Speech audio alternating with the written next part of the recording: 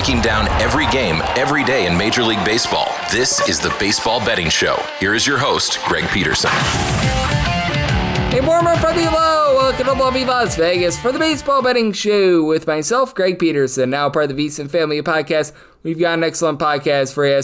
We're going to be joined in segment number 2 by one of our good friends, Justin Perri. He does such amazing work over at Shock Value Bets along with Pitcher List, and we're going to be chatting with him about how he's all deciphering this game of baseball right now, what all goes into his model and projections in terms of his sort of values that he sees on games. If you check him out on Twitter/X at Justin Perri, that last name is spelled Perri and the number 8. He's got a big giant spreadsheet up with his projections every single day. So we're going to be talking about that, taking a look at pitchers that are really good, that are on bad teams, how to adjust for that, how to take a look at a team like looking at you, the Atlanta Braves, are currently underperforming, and teams that might be very interesting to take a look at the next week or so going into the trade deadline. So we're going to have a great chat with Justin in segment number 2 in the final segment. Get you guys picks and analysis on every game on the betting board for this Baseball Monday as we touch them all. If you have a question, comment, segment idea, what have you for this podcast, you do have one of two ways we offer those in. First one is my Twitter/X timeline at gunit_81. Keep in mind, they mean does not matter, so per usual, please do send these into the timeline. And the other way is find an Apple Podcast review. If you rate this podcast 5 stars, it is very much appreciated. From there, you're able to fire in whatever you'd like to hear on this podcast via that 5-star review. While I did not get in any Twitter/X questions today, everything is powered by Edge Boost. Edge Boost is making sure that bettors are able to have access to their funds anywhere at any time. All gambling transactions, they do get approved. And when you go to edgeboost.bet, make sure you put in that promo code of Greg, G-R-E-G. That'll give you a $1 for $1 match on your first deposit up to $25. Now let's take a look back at everything that we saw in baseball on Sunday. Try to find some trends and try to get to know these teams a little bit better. Games from yesterday is Greg buzzing about. Here is the rowdy recap. Now, doing this before Sunday Night Baseball may or may not be able to sneak in that recap, but everything else, we've all got that taken care of. And with regards to the LA Dodgers, while they did not take care of business against the Milwaukee Brewers, they get swept at home 6-5. They do end up falling to the Milwaukee Brewers. As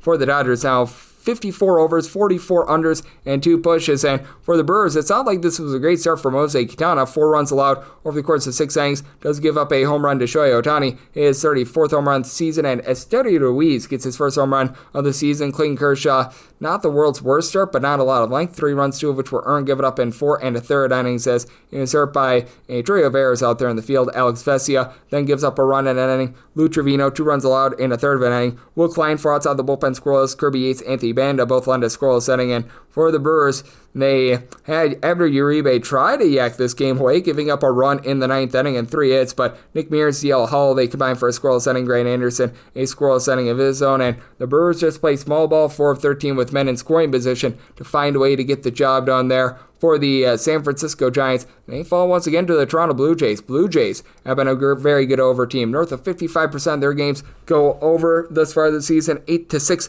they take down the Giants as Robbie Ray said hip hip boo to giving up 5 runs in 4 1/3 innings, including a pair of bombs as Vlad Guerrero Jr. gets his 13th home run of the season. George Springer, his 17th home run of the season. Then Edison Barger off of Spencer Bivens, home run number 14 for him. Jose Barrios wasn't necessarily amazing. 4 runs allowed in 5 2/3 innings as he did allow a home run to Matt Chapman. 13th home run season. From there, you did have Tyler Rogers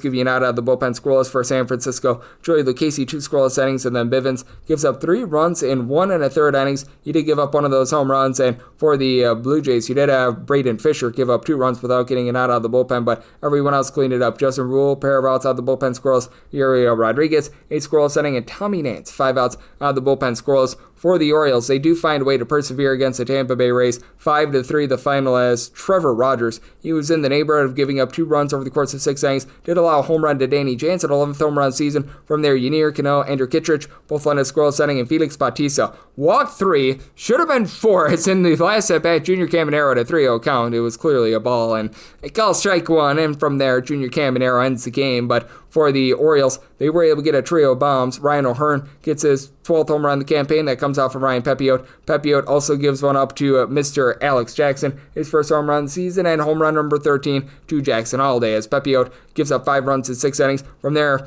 Mason Englert was supposed to come into the game, but then it was delayed by rain. Brian Baker, a scoreless inning, and Ian Seymour, 2 scoreless inning, but you had the Orioles be able to find a way to avoid the sweep there. And you had the Chicago White Sox being able to win a series on the road against the Pittsburgh Pirates, 7-2 the final in this one. As for the White Sox, you had Aaron Civale land a really good start. He gives up one unearned run over the course of 6 innings. From there, Grant Taylor, Dan Altavilla, they both land a scoreless inning. Mike Facil gives up a run in an inning, but White Sox had some power in this game. Miguel Vargas, 11th home run season off of Andrew Heaney. Heaney also gives one up to Mr. Mike Tauchman, his 5th home run season, as Heaney gives up all 7 runs over the course of 4 innings. You don't mess with the Yohan Ramirez, 3 scoreless innings. Dennis Santana, David Benar, they both supply you with a scoreless inning as well. You had lots of scoreless innings provided by the New York Yankees as they take down the Braves by a count of 4-2. The Braves are now 12 games below 500 as Marcus Stroman, solid start, solo home run allowed over the course of 6 innings, gives one up to Matt Olson, 18th home run season. Then Ronald Acuna Jr., too little, too late, 13th home run season off of Devin Williams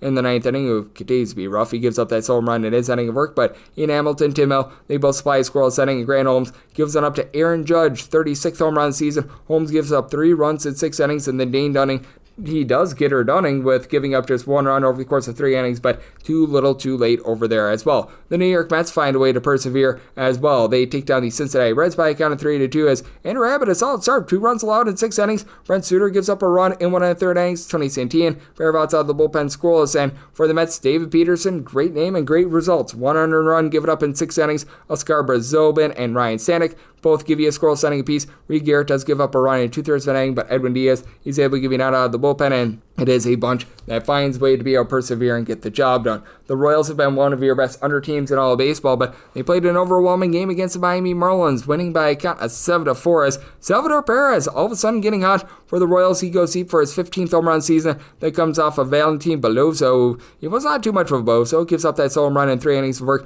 Kay Gibson gives you a scoreless inning as well, but Jansen Junk lived up to his name, giving up 6 runs, 5 of which were earned in 5 innings. And for the Kansas City Royals, with the K. Bubich, not a ton of length, but solid. 5 scoreless innings. From there, you did have 400 runs given up by Andrew Hoffman in 2/3 of an inning. They all come in the 9th, so if you had the under in this game, that's just absolutely brutal. Pair of errors out there in the field by the Royals before Carlos Aceves cleans things up. He gets the final out of the game. Stephen Cruz, Taylor Clark, Sammy Long, prior to that, had all lent scoreless innings. For the Philadelphia Phillies, Ranger Suarez regressed in a big way, and the Angels find a way to persevere by a count of 8-2 as Jose Soriano continues to be very good on the road. Allows his first home run of the season on the road, though. 2 runs allowed in 7 innings. He had went 61 innings without allowing a home run on the road, so this brought him to 67 when it was hit as Otto Kemp gets a second home run in the campaign. Ranger Suarez, 6 runs allowed in 4 1/3 innings. From there, Joe Ross gives up a solo home run in 1 2/3 innings, going deep off of him. It was home run number 2 for Lamont Wade Jr. He also had an unearned run given up in an inning of work by Seth Johnson. Pair of scoreless innings by Jordan Romano along with Max Laser. And for the LA Angels, it was Brock and Roll Burke and Carson Fulmer that were both able to turn a scoreless inning. Also being able to turn lots of scoreless innings, that'd be the Minnesota Twins. They hold down the Rockies for a 7-1 win. As for the Minnesota Twins, Joe Ryan, very good in this one. 11 punch-outs, does give up a solo home run in 7 innings of Mickey Moniak, 14th home run season. And Omar Marquez not long for this game. Gives up 3 runs over the course of 3 innings, including a home run. As going deep off of him, it was Mr. Matt Wallner for his 11th home run season. Then Royce Lewis goes deep twice, 3rd and 4th home runs of the campaign, one off of Ryan Rollison. Rollison also gives one up to Harrison Bader, 12th home run season, then once off of Jimmy Harrogate. Harrogate gives up the solo home run in his 2 innings of work. Rollison, 2 solo home runs allowed in 3 innings, and Zach Ognos gives up a run in an inning, and the Rockies back to what they are typically doing, but yay verily to the fact that they won their 3rd series of the season. So a congratulations to them, and a congratulations to the Boston Red Sox on a nice win over the Chicago Cubs, 6-1. The final, they avoid the sweep as Garrett Crochet continues to be amazing. Only 5 strikeouts, but 1 run allowed in 6 innings. Garrett Woodlock, Jordan Nix, Ori Alcala, I'll give you a scoreless inning, and Weiler Abreu wiles out. Home runs number 19 and 20 of the campaign in the 7th inning or later, and Alex Bregman, 12th home run season. Welcome back to him as the Red Sox had scored 0 runs in the first 6 innings of this game, and then they explode on the bullpen as Cade Orton, well, he heard his who of being the man who would throw a bunch of scoreless innings. 5 2/3 innings scoreless. Caleb Thielbar, he gives you an out of the bullpen, but then Ryan Presley, 2 runs allowed in his inning work. Drew Pomeranz, who had been so good, allows 3 runs in the 3rd of an inning. You had from there Ben Kriske be able to end a scoreless inning, but Ethan Roberts, he does give up a home run in his 2/3 of an inning of work as well. The Athletics fall to the Cleveland Guardians by a count of 8-2, as for the A's, they've been one of your better over teams out there in all of baseball thus far this season. 52 overs, 41 unders, and 80 pushes. Only the Seattle Mariners have been a better over team thus far this season, and for the A's, the reason why this game went over was because the pitching was not great. Jeffrey Springs gives up 5 runs in 4 innings, as Valdo Beto in long relief gives up 3 runs in 3 innings, including home run to Anel Martinez, 9th home run of the campaign. You did have Michael Kelly lend a scoreless inning, but for the A's, they also went 1 of 12 with men in scoring position, as Gavin Williams, 11 punch-outs, 1 run allowed over the course of 7 innings. Cade Smith gives up a run in his inning, and Jacob Junis, he's able to turn a scoreless inning of his own. The Arizona Diamondbacks, will they buy or will they sell? They're back to 500. They take down the St. Louis Cardinals by a count of 5-3, as Miles Michaelis lit up in this game for 5 runs over the course of 4 innings, and Eugenio Suarez goes deep twice, 34th and 35th home runs of the campaign. From there, the bullpen was solid. Ryan Elsley, Jojo Romero, Riley O'Brien, Steven Matz all lend a scoreless inning, and for Arizona, you're able to get a pretty solid start out of Merrill Kelly. He gives up 2 runs over the course of 6 innings. Anthony DeSclafani in long relief, 3 innings and 1 run allowed to be able to get the job done out there. And then the Slam Diego Padres, well, they do a nice job of slamming down the Washington Nationals, 8-1 the final. As for the Pods, you had in this game Xander Bogaerts go deep for a 6th home run of the campaign, and for Elias Diaz, he gets his 5th home run season. Both come off of Mackenzie Gore, who gets gored. He got 7 outs and he gave up 8 runs, all of which were earned. A Nationals bullpen that has been terrible, by the way. Actually, not bad here. Jackson Rutledge, 3 2/3 innings scoreless. You had Cole Henry be able to lend a scoreless inning, and Andre Lara was able to give you 2 scoreless innings. Riley Adams does go deep off of Nick Pivetta, his 5th home run in the campaign, but Pivetta was good. That sole home run is all that he would allow in 6 innings. Brian Hoying, a scoreless inning, and Alec Jacob was able to give you 2 scoreless innings as well. And then for the Seattle Mariners, making now 55 overs, 39 unders, and 5 pushes. As for the Houston Astros, they do a really nice job of putting up 11 runs in this game, as Brian Wu said boo to giving up 5 runs, 4 of which were earned in 6 innings, including a pair of home runs for Houston. Christian Walker went deep off of him for his 13th home run season, and then you had Tyrone Trammell be able to get his 2nd home run of the season from their Casey Lugumina. 4 runs allowed in his inning of work, and you had 2 runs allowed in 2 innings by Mr. Juan Burgos for Seattle.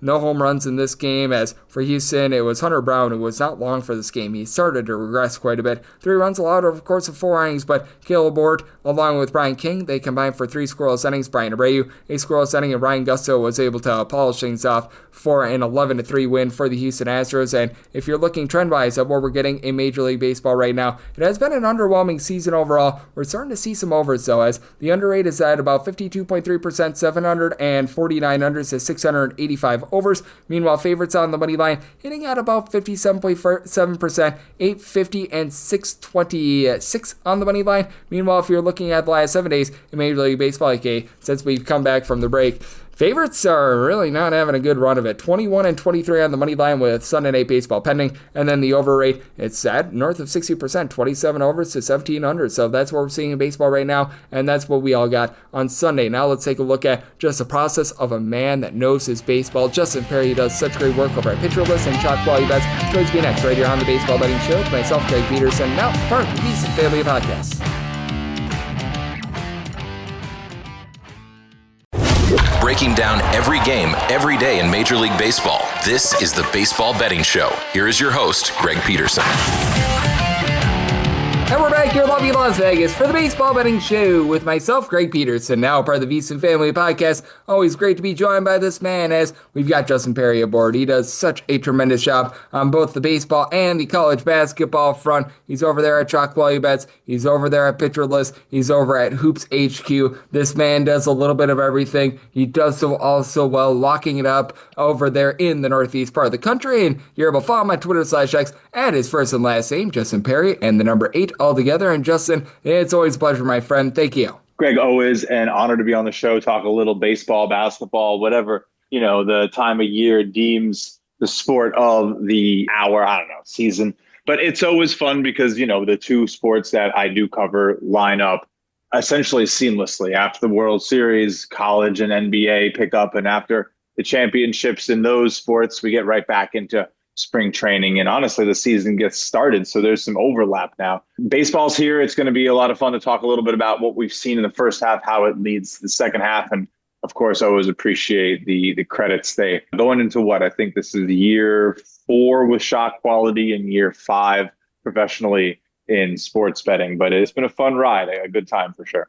It certainly has been. And Justin, we were able to get it on the ground level. So I feel great about that. And Justin, I do want to talk about this before we go any further. I notice on the old Twitter/X feed that you always post up your daily spreadsheet of how you're evaluating all these pitchers. And I do want you to just talk a little bit about what goes into sort of your performance grades, your values, and just how you evaluate pitchers in general to be able to come up with your formula. Yeah. So, without giving too much away, of course, I use a lot of what Pitcher List has developed, and some of the data scientists over there I've gotten pretty friendly with just through, contributing, working on a couple pieces. I was a little bit more involved last season with the Dynasty team, but, obviously pretty immersed in using the data, and they have some really great features for members and everyone who uses their stuff for data exports. So I've been able to take a look at their process metrics, which combine decision values, contact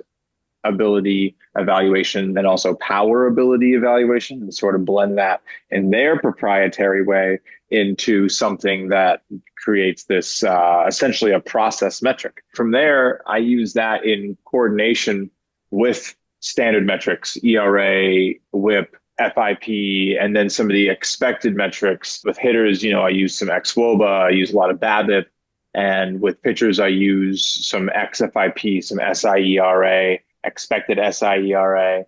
So all those together with some of what Pitcher List has developed, which then on the pitcher side has pitch level value and pitch level average, along with rating the pitches on a quality scale.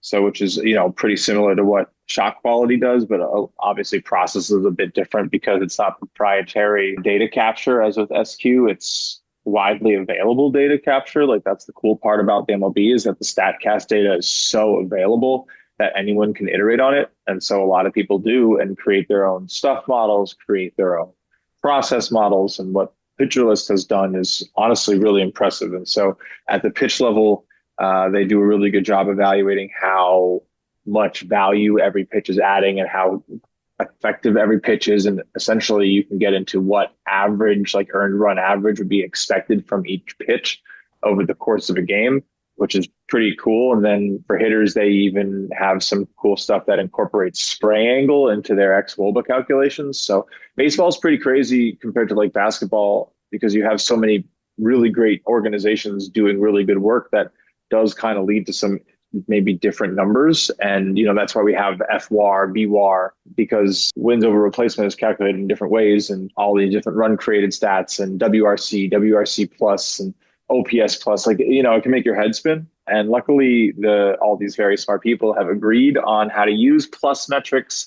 And so when you see a 145 for OPS plus, it is the same thing as seeing a 145 for process plus, which means that, we are here saying it's 45% better than the average player in the majors. I kind of take that all into account. I try to blend it in a couple different ways. So I have like value, which I think I use, I think is not my favorite, but I use it a lot. It compares a player to themselves, a pitcher to themselves on my sheet, and really takes a peek at how they might be expected to do compared to what you might be actually seeing on the field. And I think that's pretty important. So that's why it's value. And then from there, I just evaluate the other two sides of it, which is just purely how is the player doing? Like, how effective is their performance? What are we just seeing? And that's just truly a little bit of everything. And from there, I cut out all the advanced expected stuff, and I take a look at like, where might a slower market realization be at? Where would someone who maybe isn't using pitch level metrics be seeing this pitcher? And from there, I'm able to really create an evaluation of where the market might be and versus where I'm going to come in at. So from there, you get a good sense of, okay, who's really good, who's performing well, and underneath it matches. It's been an interesting process. It's still something I'm ironing out for sure. There's been some fun ups and some disappointing downs, but overall it's been effective. And I think the biggest conclusion I've had from developing it is that people take from it in different ways. Like, I've heard a lot of people say that it's been done really well for them in terms of helping to find pitchers to go against for hitting props. And that's been something that I've done a little bit as well.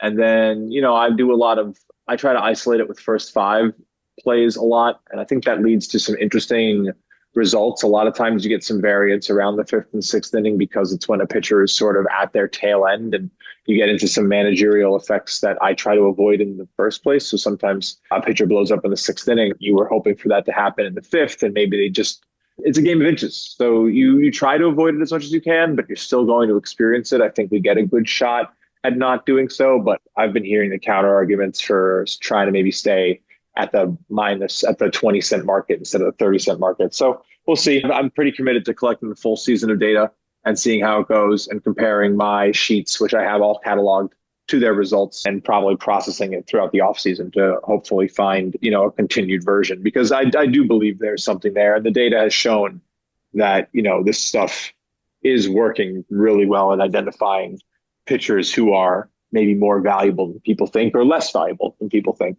before the performances come home. Yep, and I think that you hit on so many great things there, Justin, and there's so much great information that is involved with your process, as we do have Justin Perri of Shock Value Bets along with Pitcher List joining me right here on the Baseball Betting Show. And I want to ask you about this, because you take a look at what is sort of like expected data, what is sort of like expected results, things like that. How do you try to account for a pitcher that is really, really good, that might be on a terrible team? And I mentioned this because we've got Paul Skeens on the mound going for the Pittsburgh Pirates on Monday, and I always think that those are some of the most difficult players to evaluate, because if you put Paul Skeens with a team that plays really, really good defense, for example, he's probably the most dominant pitcher in the league, but Paul Skeens is struggling to get wins because everyone not named Paul Skeens on the Pittsburgh Pirates continues to let them down. So how do you take a look at a pitcher like that, or a pitcher like, for example, Jacob deGrom, who's on the Texas Rangers, who they're finally starting to wake up with their bats, but we know that deGrom all season long has done his job, but the Rangers bats for the most part have not up until this month.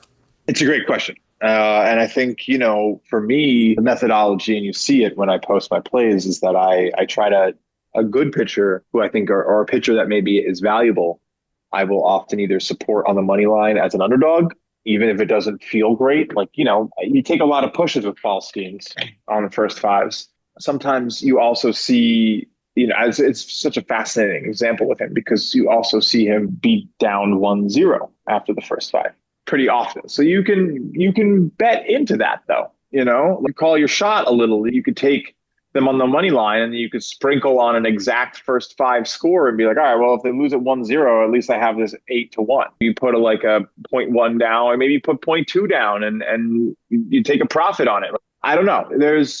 There are ways, of course, to do these things, and you can account for many things given the breadth of the market offerings that are now available. But I think you want to, at the end of the day, account for a pitcher's talent independent of what their team does around them until you start to take bets at the team level, right? So that's where it starts to get tricky. If you want to take money lines, you have to account for the hitting. But if you want to just look at the pitchers, I often take a look at the team totals on the opposing side. So if I think the pitcher is going to do well, regardless of, what's going on, I will take that team total. And, there is, of course, some edge case scenarios and arguments can be made that, all right, well, what if that pitcher's offense blows up and, the point of the game stops being to win by holding them to 0 runs, and you can allow 4 and kind of relax a little bit because you're up by 8. That's sometimes where it can be valuable to take the team level too, right? Because there's a little bit of everything sprinkled in, and baseball is so... I often find myself taking both. When I'm very excited about a pitcher being over or undervalued, I'll support them in multiple ways. Or when I have a pitcher I think is more valuable against a pitcher I think is less valuable, I'm definitely more inclined to just take the money lines and go on the team level rather than just the pitcher level or the game level. I might have been saying that wrong the whole time, but I think you understand what I mean. And hopefully the audience does, just trying to separate the difference between those things. But what it boils down to is figuring out when you want to separate out the pitcher from its team and when you want to include the team. And a lot of times what I find and what I tend to, I think, rely on maybe more than most is trusting the market. So when I see that there's pitchers doing well, and I think they're doing badly, or I think one's supposed to be doing badly and one's supposed to be doing well, I will just trust my data and take the one I think is supposed to be doing well on the money line, even if it's a Paul Skeens and the offense behind the pitcher I'm betting is terrible, because I believe that offensive inefficiency is accounted for very well. You're very unlikely to sneak by the market that the Pittsburgh Pirates don't score a lot of runs. You're not going to get great odds on them scoring 2 runs in a game because it happens a lot.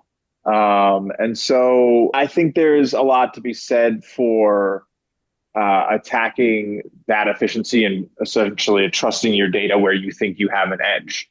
And so I believe, like, okay, I have these 2 pitchers that match up. One's supposed to be doing a lot better than the other. That's really all that matters. I'm not going to really concern myself with the offense if I'm betting the money line, because I'm doing it because I trust Paul's scheme. I'm not surprising anyone that Pittsburgh isn't good. That's accounted for. I think you want to lean into that. And I don't know, maybe that's controversial, maybe it's not, but I do think generally trusting the market more so than not leads to smarter betting, like expecting to get beat, expecting to say, all right, I'm taking essentially a losing proposition, a 100 bet that should be getting played at minus 110. So it's especially in baseball where there's so much data and it's so difficult. I think there's some value in saying, like, all right, let's anticipate that the market's correct and that the team totals are in a good spot for this offense. When I have Skeens come in, the money line for him, he's valuable. The money line should have value, period. Let's trust the rest of it, unless you can find a way to properly price that. But I believe right now that this is some of the best data to work with on the pitcher level. And it's very hard to get ahead on the hitter level, in my opinion. And the holds worse, especially on hitter props. And that does lead me into this, because you talked about trusting the market so much. How do we take a look at a team in the Atlanta Braves that the market has been so badly off on them this year? Let's just call it what it is. They're 12 games below 500. They keep getting priced like they're a playoff team. How do you take a look at them? Because I'm fully convinced that they're better than their record indicates. But at the same time, you are sort of what your record is. And if you've been betting this team all season long, you've lost your shirt. Yeah, I mean, teams that underperform but yet are like have the talent can be so difficult to decipher, right? And you look at the scenario and you expect so much more, but I don't know. I think at some level you got to call a spade a spade. You got to see how the second half starts for a lot of these teams. And I think there will be spots, there will be ups and downs, and maybe there's a generic trend.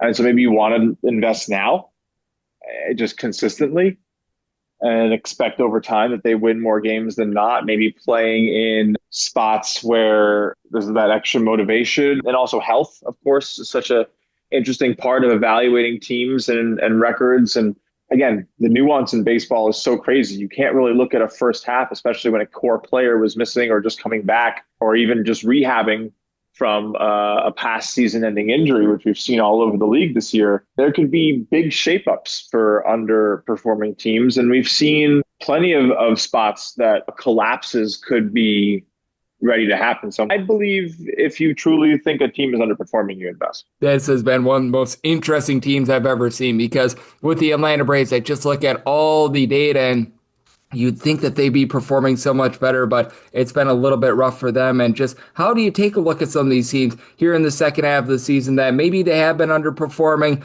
maybe they are a team that is right on the cusp of buying/selling? And I think that this is just a very interesting week and a half, because for some of these teams that are hovering right around 500, they go on like a 4 or 5 game win streak. All of a sudden, they've got tons of value in the futures market. All of a sudden, they might be buyers. And if you have that 500 team go and lose like 4 out of 5, their season might be done. Especially in the American League, it's pretty interesting. Both sides are fascinating. You got, 5 teams, 6 in the American, 5 in the National, within single digits right now. And it's crazy to see the Braves are outside of that. As it currently stands, they're 10.5 games. But again, you still have 70 games to go. 65, maybe. Yeah, 65 games to go. Plenty can happen, especially in the American League. It feels pretty wide open. I will say that.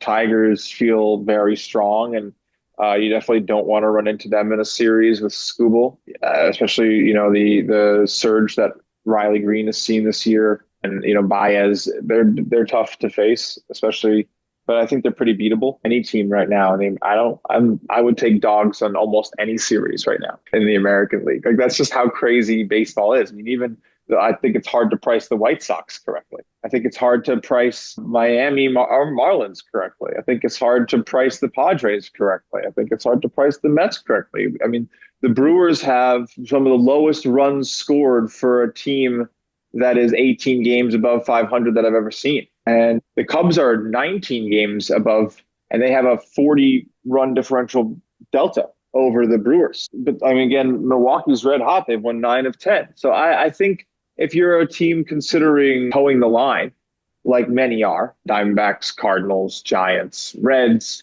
all around 500, Guardians, Royals, Twins, Angels, Rangers, all around 500. There's so much uncertainty right now. I think you probably want to sell. I do think the top is pretty heavy. I think the Yankees, honestly, are still the team to beat in the American, and I'm trying to not bring bias into it, I swear, Greg. But, I mean, you get in Luis Gil back, and you still have one of the scarier offenses the minute it gets going. And I do think we see it get going more and more. And I've kind of liked some of what I've seen out of Bellinger recently. And they definitely, and Chisholm is a slugging deficient position. And people aren't going to like them, but they still have the highest run differential in the American League. They have been unlucky. And there's plenty of reason to believe they aren't. Their record isn't exactly what you would expect right now. I still like the Yankees. I think on the other side, the Cubs and the Dodgers look very good. And then I'd be scared of the Mets too. I don't know. I think you want to sell. You want to get the prospects. You want to try to sell to an aggressive team. Maybe the Blue Jays feel good sitting here right now. I mean, that offense looks scary. But are they really? Are they going to buy? That's going to be very interesting. Are they really going to buy? Are we really going to see like a buy from any of the teams sitting outside the wild card in the NL? Because the Reds are definitely interesting, but the pitching and even sometimes the offense goes anemic. So it's definitely not a single entity solvable. You should sell, you shouldn't. But in general, I think towing that 500 line right now, I don't think many of them have very good odds to win the World Series. And unless you're just trying to make a playoff series to get your fans a little extra fun, if you're very serious, you probably want to cash in. I mean, Eugenio Suarez hit, 2 home runs again today on Sunday? The man's at 35. You can cash in on that if you're the Diamondbacks rather than trying to make a run 5 games out of the wild card right now. I don't know. They don't look to have the pitching. I don't know. What do you think? What do you do in those positions, Greg?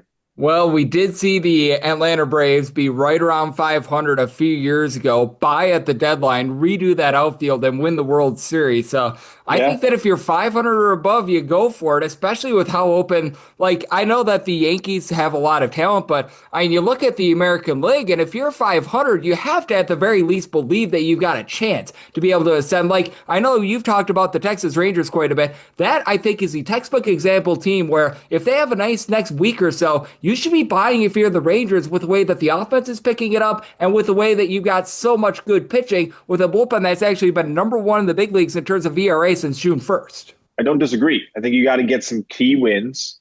You got to make sure that your talent is picking up because it's expensive. It is going to be a competitive market. I think that's what the only real deterrent is like, where are the prices really going to be?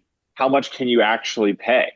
And how much can you afford to sort of mortgage to make a Kelly Cahoon run at the thing because it feels like you maybe see an opening in a weakness because, the Yankees couldn't win a couple 1-run games and Devin Williams started the season looking like he should be pitching the 7th inning, not the 9th. But I mean, again, he's back. The Yankees have won 7 of their last 10. It's going to be tough to beat them, in my opinion. So again, the Mariners are pretty scary, but the Astros don't really seem to have that zip to me.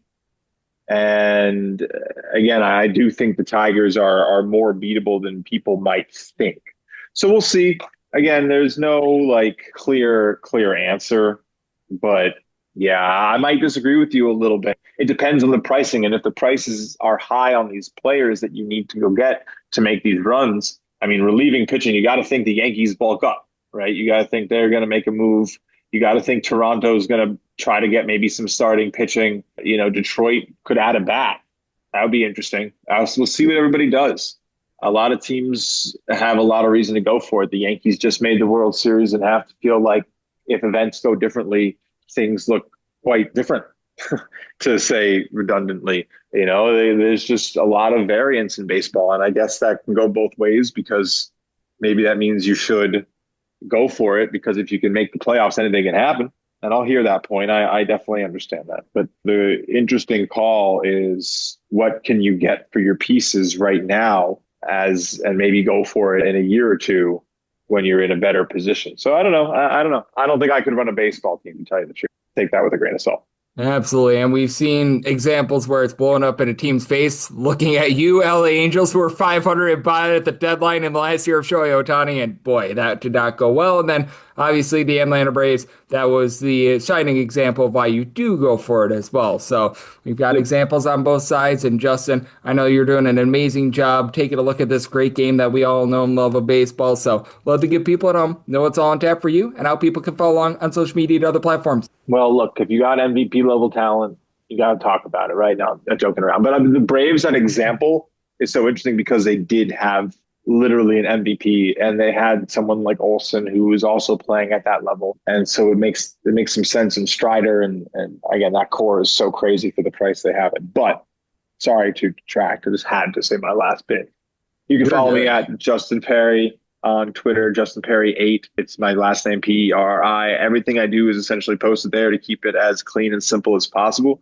And we do it a lot. I post my sheet almost every day, post my bets almost every day, as long as I'm not too busy and the games don't start too early. You know how it is. But it's, all essentially for free, and it's a good time. We got the pick of the day for WNBA, a lot of fun live betting shows happening. I got my new show with my teammates at Shock Quality, just doing some hoops chat every Tuesday night. So got some fun guests lined up for the season ahead, and it'll be a good time, I think. So just check that out. And again, follow that on my Twitter, and then the shows are all at the Shock Quality Bets Twitter handle and on YouTube as well there. So give us a follow. And Greg, of course, appreciate the time to come chat about some baseball.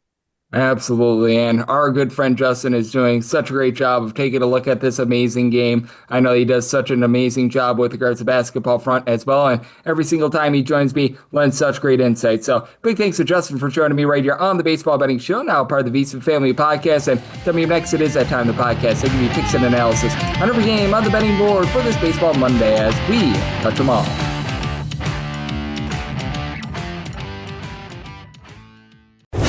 Breaking down every game, every day in Major League Baseball. This is the Baseball Betting Show. Here is your host, Greg Peterson. And we're back here in lovely Las Vegas for the Baseball Betting Show with myself, Greg Peterson, now part of the VSiN Family Podcast. Always great to be joined by Justin Perri. He does such great work over at Shock Quality Bets. He does great work over at Pitcher List and so much more. Every single time he joins me, lends such amazing insights, did so once again today. So big thanks to Justin for joining me in the last segment. Now it is that time of the podcast. They give you picks and analysis on every game on the betting board for this Baseball Monday as we touch them all. If a game is listed on the betting board, Greg has a side and a total on it, so it is time to touch them all. Do note that as per usual, any changes that are made to these plays will be listed up on my Twitter/X feed at gunit_81, and we are going to be going in Las Vegas rotation order. This is where we go with the National League games first, then the American League games, any interleague games. Those are going to be at the bottom. That'll keep things all nice, neat, clean, and easy. So how about if we do get things started with 901, 902 on the card. The Slam Diego Padres are on the road against the Miami Marlins. Yuri Perez is on the bump for Miami, and Randy Vasquez goes for the Padres. Padres between plus 108 to plus 115 dogs, minus 125 to minus 132. That number on Miami. 8 is the total, over is minus 120, and the under is even. And will the real Yuri Perez please stand up? I am going to be going with the Padres at a plus 110 or higher for Perez. He has given up just one run in the last 18 innings, had given up 3+ runs in 3 out of his first 4 starts. Now, he was coming off of major surgery, took him a little bit of time to be able to find his bearings. I don't think he's as bad as he was in those first 4 starts. I don't think he's as good as he was in these last 3. I think that's going to be somewhere between A and B, and for Yuri Perez, 9.3 strikeouts at 2.9 walks per 9 innings, but one, facing off against the Padres team that they were able to get things rocking and rolling on Sunday. I do think that for San Diego, you're going to be able to get a relatively good effort out of this team moving forward at the plate, as you've got a trio of guys that have been able to give you at least 13 home runs. Gavin Sheets, Manny Machado, Fernando Tatis Jr., and all of a sudden, Xander Bogaerts is giving you something. He had 4 RBI in the game yesterday. He's giving you 344 on base. Not really hitting for a ton of power. Yesterday's home run was his 6th of the campaign, but you like to see that. You've been able to have Drake Cronenworth move the line, give you about a 355 on base. Bryce Johnson might be someone that they have found in, I guess, something, because Jason Hayward was a guy that they DFA'd. They've really struggled with that last outfield spot along with the catcher spot, so that's given this offense a little bit more pop. And for the San Diego Padres, this has been a really good bullpen. They rank at the top 6 in the big leagues in terms of bullpen ERA. This is despite the fact that Robert Suarez has really had a rough go of it recently, but likes of Jeremiah Estrada, Adrian Morejon, David Morgan, Jason Adam, these guys give you a sub-3 ERA, have been very rock solid. And for the Miami Marlins, I'll give them a little bit of credit. This has been a bullpen that has been much better recently. Like Bakar, Ronnie Enriquez have been able to give you a sub-350 ERA. You've been able to get some good innings out of Anthony Bender really all season long. He's been the main constant.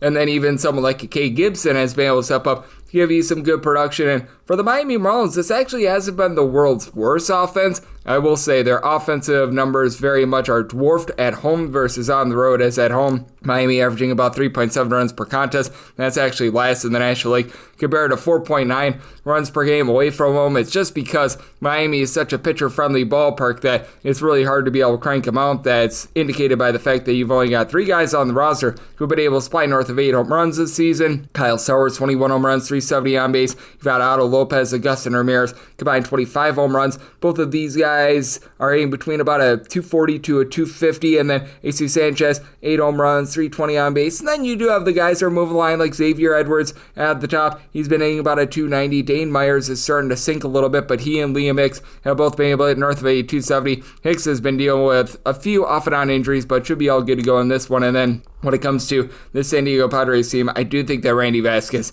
going to continue to have his struggles. He's got a solid 3.80 ERA, but a 5.33 fielding independent, 4.8 strikeouts, a 4.4 walks per 9 innings. Keeps the ball in the yard, but I do think that Perez experiences some regression. Vasquez is overdue to be getting hit a little bit more. I do think that the Padres bullpen in the end gets it done. So I set the Marlins at a minus 109 plus 110 or higher. Looking at the pods, and I'm going to be in on this total over as well. So I told it an 8.8. 903, 904 on the card. It is the Cincinnati Reds, and yes, we're on to Cincinnati, on the road against the Washington Nationals. Jake Irvin goes for the Nats, Brady Singer goes for Cincinnati, and the Red Legs do find themselves anywhere between minus 128 to minus 137 favorites, between plus 112 to a plus 118 is that number on Washington. 9 is the total, unders minus 120, and the overs even. I'm going to be willing to lay with the Reds. I'm willing to go up to a minus 132. I recognize that Brady Singer hasn't necessarily had the world's greatest season to this point, but it's gotten much better for Brady Singer after a little bit of a shaky start to the season. 300 runs or fewer allowed, and now 7 out of his last 9 starts. 4.32 ERA, but a 4.03 fielding independent. Strikeout stuff is coming back to him. 8.3 strikeouts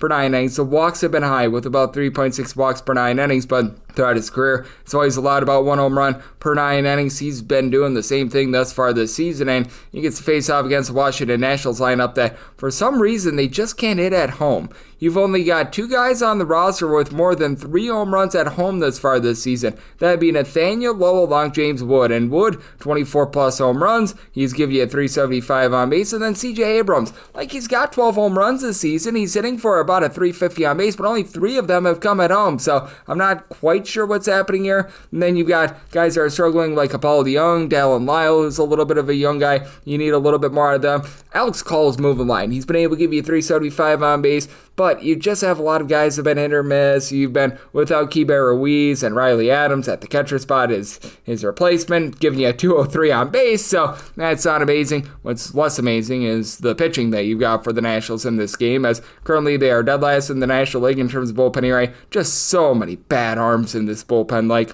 Jackson Rutledge, Zach Brzezinski, Ryan Lotus, who they just sent down to the minor leagues, Eduardo Salazar, a lot of guys with north of a 6 ERA. Jose Ferreira's a 5 ERA. Kyle Finnegan's ERA has ballooned up to north of a 4. Brad Lord has been solid in the bullpen, but they might need to start him once again. It's not looking great with this bullpen. And then you do have on the other side a Cincinnati Reds team that they're not amazing with their bullpen, but Emilio Pagan does have a sub-3 ERA.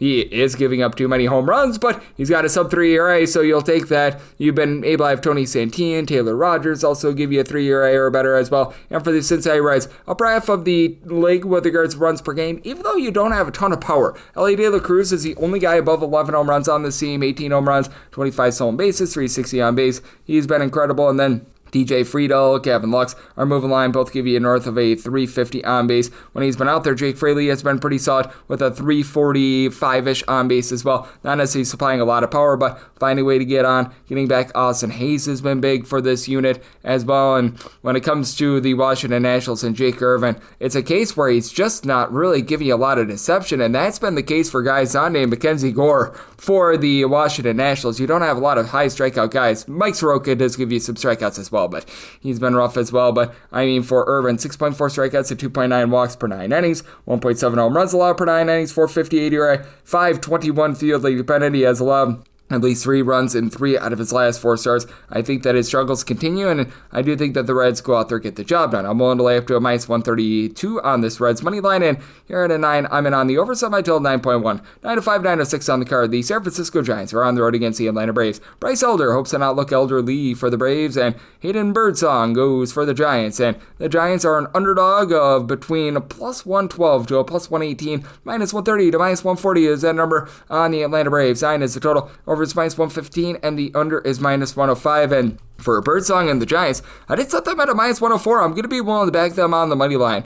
For Bryce Elder, 5.65 ERA, 1.8 home runs, 3.2 walks per 9 innings. This guy just has not been good thus far this season, and I recognize that Aiden Birdsong has had his struggles as well. He's right now posting up a 4.14 ERA. He's giving up above 1.6 home runs per 9 innings as well, so that's been a little bit less than savory. He's given up 3+ runs in 4 of his last 5 starts, but he also goes up against an Atlanta Braves team that, are we sure that they're any good? Like, I asked that somewhat jokingly, but I asked that also very, very seriously, because they are 21st in the big leagues in terms of runs per game. They are 12 games below 500, and they keep being priced as if they're a playoff team, which they are not right now. Like, Jurickson Profar coming back has helped this team out a little bit, but he's on a little bit of funk. Ronald Acuna Jr., less than 50 games, 13 home runs, above a 425 on base. He's been solid. Marcell Ozuna has been hit or miss, but he still gives you a 360 on base, and I mean, you do have to love what you've been able to get out of Matt Olson.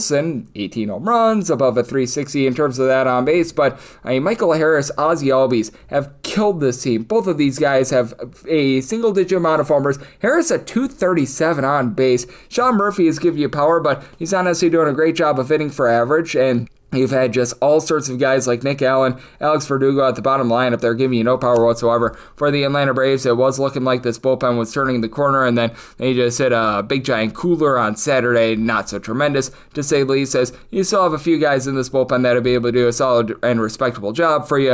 Dylan Lee, Pierce Johnson have a sub-3 ERA along Desbel Hernandez, who's been dealing with injuries, and currently Hernandez is at the minor league level, and yet they decide to throw out there some of these just absolute schlubs like Rafael Montero Bull, Año de los Santos, so puzzle me that. I do look at this Atlanta Braves team as being very dysfunctional, and I do think that for the Giants, even though it's been rough for them recently, still being number 1 in the bullpen in terms of ERA, in having guys like Tyler Rogers, Eric Miller, Camilo Doval, Randy Rodriguez give you a sub-325 ERA is big. For the Giants, they were able to find a little bit more offense on Sunday, and Willie Thomas all of a sudden 7 home runs in the last 25 games, so that's looking a little bit better for the Giants after he was a big giant waste of money to begin the season. Right now, Rafael Devers not paying dividends in his first 28 games, 2 home runs at a 208 batting average. That's not great, to say the least, but you have been able to have Eloy Ramos, Matt Chapman, Mike Yastrzemski all provide between a 335 to 345 on base. Chapman and Ramos between 13 and 14 home runs apiece.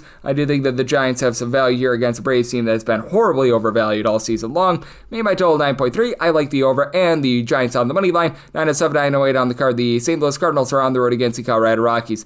Right now, the betting board reads undecided for the Colorado Rockies. It was looking like it was going to be Austin Gomber. Meanwhile, Mike McGreevy is on the bump for the the St. Louis Cardinals, so we shall see what fruits are yielded here. Right now, when I take a look at CBS Sports in terms of their overall projections, because they typically do the best job, they're still lining this up as if it's going to be Austin Gomber. And if you do get Gomber versus McGreevy, I set the Cardinals at a minus 178 on the money line. I'd be willing to go up to about a minus 122 on that run line. And then he set a total to where an 11.5 or less, I'm in on the over 12 or higher to the under. When this was listed initially, the Cardinals were about a minus 130 to a minus 137 on the money line, plus money on the run line. Total of 12, under at minus 120, and the over is at even. And whether you get Austin Gomber, Brandon Blaylock, whether you get Ronald McDonald, I'm probably going to be on the St. Louis Cardinals on the run line. Recognize that the Colorado Rockies had a triumph being able to knock off the Twins twice. That speaks more to the Minnesota Twins than it does the Colorado Rockies. And this is a Cardinals team that, have they been playing above their skis a little bit? Yes, they have been. But McGreevy has not been bad. It's a small sample size of 4 appearances, but a 4.22 ERA, feeling about 331, 0.8 home runs allowed per 9 innings. He got a cup of coffee at the big league level last year and was pretty solid. Not a high swing and miss guy, but he does an okay job of limiting the walks, holding down the fort. And this is the Colorado Rockies team that is just all sorts of dysfunctional right now. The Rockies bullpen has went straight down the toilet bowl. You saw Victor Vodnik, Jimmy Erget, Juan Mejia give you a sub 3.75 ERA, but guys like Ryan Rolson and company who have come into the game, man, not great. And remember, Marquez was only able to make it 3 innings yesterday. That was not so tremendous for the Colorado Rockies. You just have so many dead bats as well. They picked up Orlando Arce, and he's giving you a 224 on base. Kyle Farmer's hitting at 215 without a lot of power. They're looking at Austin Nola at the catcher spot. Michael Taglia is hitting at 200. Ryan McMahon has been miserable this season. Like, you've got not much outside of Mickey Moniak, who's got 9 home runs at home this far this season, and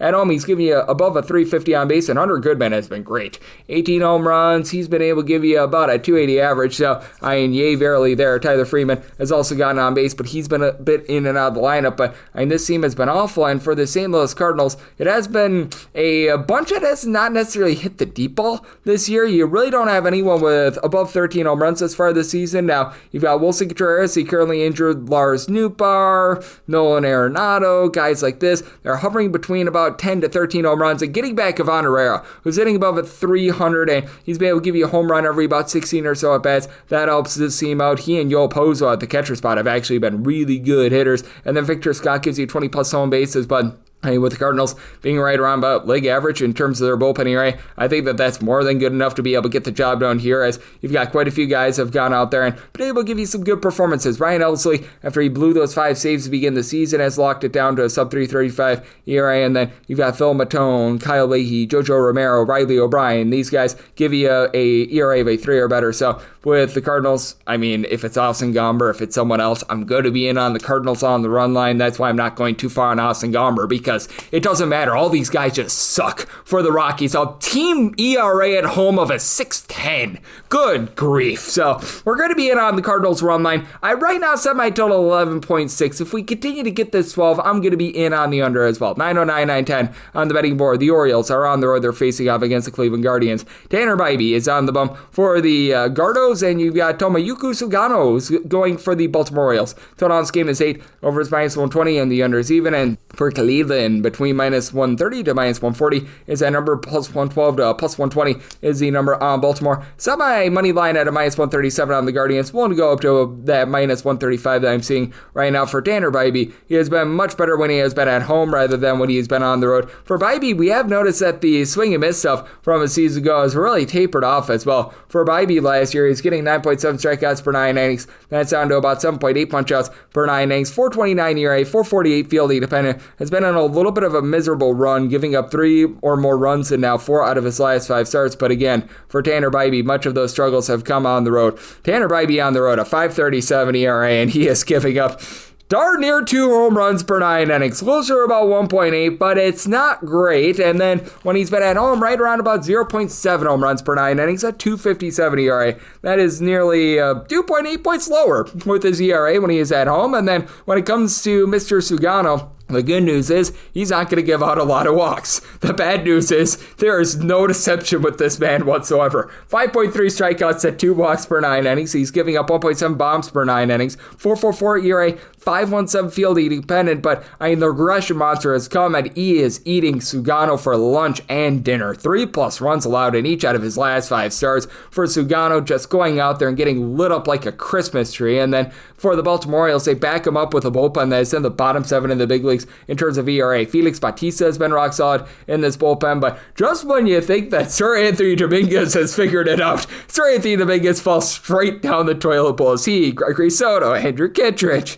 Yanier Cano, Cade Stout, all these guys are posting up north of a 3.6 ERA, so that's not amazing. And for the Orioles, Jordan Westburg, Colton Cowser coming back in the lineup, that helps the team out a little bit, especially the fact that Westburg has been able to give you a home run every about 17.5 at bats, sitting about at 255. You've had Gunnar Henderson be great. He, Ryan O'Hearn, Ramon Laureano, Jackson Alday, Cedric Mullins, all between 11 and 13 home runs. Mullins is only hitting at 218, but the rest of these guys have done a pretty solid job in terms of moving line, getting on base, especially Henderson with his 350 on base and Ryan O'Hearn 380 on base. But this team has been dealing with injuries to Adley Rutschman. Tyler O'Neill's been in and out of the lineup all season long, and even when he's been in, he has not been great, to say the least. And then on the Cleveland Guardians side of things, just such a top-heavy lineup. You've had Jose Ramirez be incredible for the team. 19 home runs, hitting about a 295. Stephen Kwan not hitting for a ton of power, obviously, but, leadoff hitter with a 285 average, 345 on base, double-figure amount of stolen bases.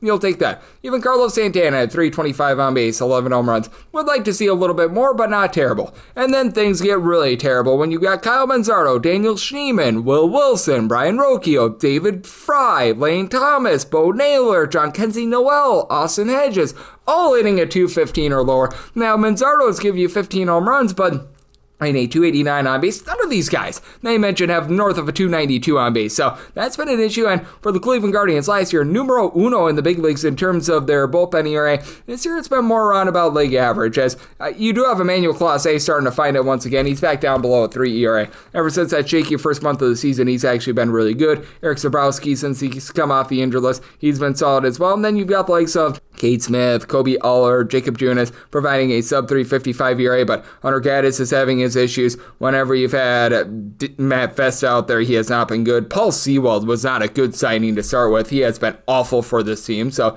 it makes things very interesting. I do think that Bybee goes out there, gets the job done, and I do think that you get some scoring in this game. So if I tell it at 8.2, I like the over, and I do like Cleveland on the money line. 9-11, 9-12 on the card. The New York Yankees are on the road against the Toronto Blue Jays. Kevin Gausman goes for the Jays. Carlos Rodon is on the bump for the Yankees. Yankees are minus 114 to minus 120 favorites, even money to plus 105 is that number on Toronto. 8.5 is the total. Under is minus 120. Over is even. And for Rodon, set him at a minus 128. I'm going to be willing to go with the Yankees on the money line. A little bit of a confidence booster being able to take 203 from the just absolutely flailing Atlanta Braves. But you know what? For the New York Yankees, they're starting to find a little bit more something in the bullpen. Devin Williams was used yesterday. That's actually good news for this team, as you got Luke Weaver, Tim Hill supplying you with a sub 335 ERA. I will say Yuri De Los Santos being on the injured list has been hurting this team. Jonathan Loaiza has been a bit all over the place, but it does feel like they're starting to find their bearings a little bit more. And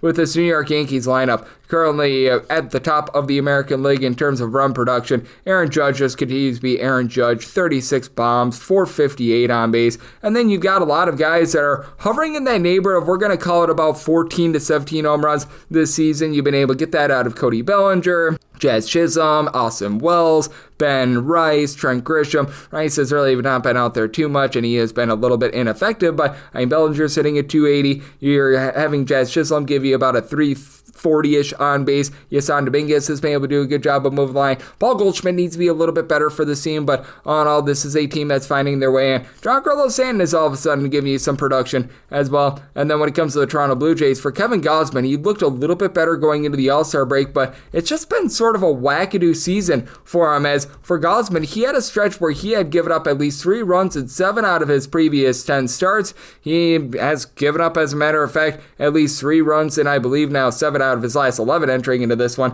8.5 strikeouts at 2.8 walks per 9 innings. 4.19 ERA, about a 3.87 fielding dependent. His fielding dependent always seems to be a little bit lower than his ERA, and he is backed up by a bullpen that ranks in the top 10 in terms of ERA. Brandon Little, Braden Fisher, two guys that have been able to give you a sub 275 ERA, and Uriel Rodriguez has been very good as well. Below a 3 with his ERA. Chad Green, Jeff Hoffman, the guys that you actually expected quite a bit out of. These guys have not really lived up to their billing, but George Springer is starting to bring the boom for this team. 17 home runs, 370 on base. For the Blue Jays, by the way, about 5.3 runs per game at home this season. That is right there at the top of the American League, along with the New York Yankees. Vlad Guerrero Jr., Bo Bichette, Edison Barger, all between 12 and 14 home runs, and Guerrero's supplying a 385 on base. Lots of guys finding way on. Don't call his name Alejandro Kirk, 306 average. Ernie Clement is getting on base as well, so it makes it an interesting ordeal. But for Carlos Rodon, he has been quite a good road pitcher this season. For Carlos Rodon, what always has been haunting him ever since he donned a New York Yankees uniform has been the deep ball. And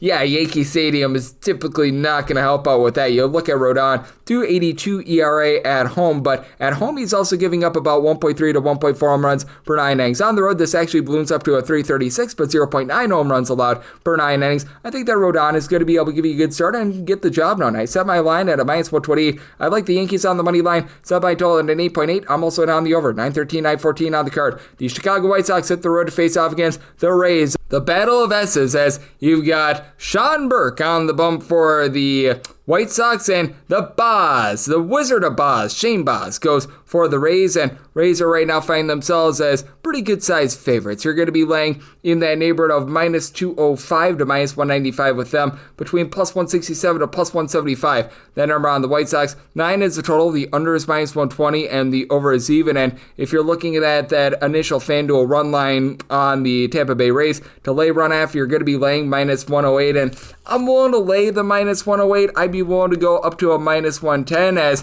for Sean Burke, he's just been inconsistent thus far this season. That's why I did have to set a money line price of a minus 209 on this one with the Tampa Bay Rays. It is a bunch that I do think is going to be able to fire on all cylinders and get online after that loss yesterday. But for Burke, he's been not necessarily too much of a strikeout guy. He gives you just barely above 7 strikeouts per 9 innings, and the walks are a big concern with him. For Burke, he's been giving up 4 walks per 9 innings, 1.5 home runs per 9 innings. He's honestly lucky to have a 4.36 ERA, posting up a 5.07 fielding independent. Now, it's been better recently. 2 earned runs or fewer allowed in 4 out of his last 5 starts, but you also take a look at Burke, and he has had some big-time issues on the road. A 5.18 ERA. He has made 5 starts on the road. He is 0-5 and has pitched 8 total games on the road. So that's not too savory. He's giving up over 1.5 home runs per 9 innings when he is on the road as well. And for this Tampa Bay Rays lineup, it is a top 10 unit in terms of runs per game. Junior Caminero has been able to do a great job along with Brandon Lau of supplying boom for this unit. A combined 44 home runs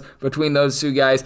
Not necessarily the world's greatest on base for Junior Caminero. He doesn't take a lot of walks, but you know what? You've got guys that are able to find a way to be able to get on, like Jake Magnum, along with Chandler Simpson. Both of these guys hitting above a 300. For Simpson, 27 stolen bases. Jose Calabreo, 32 stolen bases. And then Yandy Diaz has been giving the team just so much production, hitting above a 350 over the last 50 or so days. 15 home runs, 350 on base, and when it comes to this Rays bullpen, if you look at the overall season-long metrics, they're right around about league average in terms of that ERA, but the top guys have been very good for this unit, as you've got Pete Fairbanks, the closer, Manuel Rodriguez, Eric Orze, Garrett Clevenger, all being able to supply a sub-3 ERA. Kevin Kelly's been a little bit of a downer recently, but you know what, for the Chicago White Sox, it's been rough with this bullpen to say the least. You've got Mike Vasil back in the bullpen with the return of Jonathan Cannon to the starting rotation, so that helps out, and then Steven Wilson, Dan Altavia, these guys are supplying a sub-225 ERA, but then the cavalcade of guys, they're registering an ERA above 4 is rough.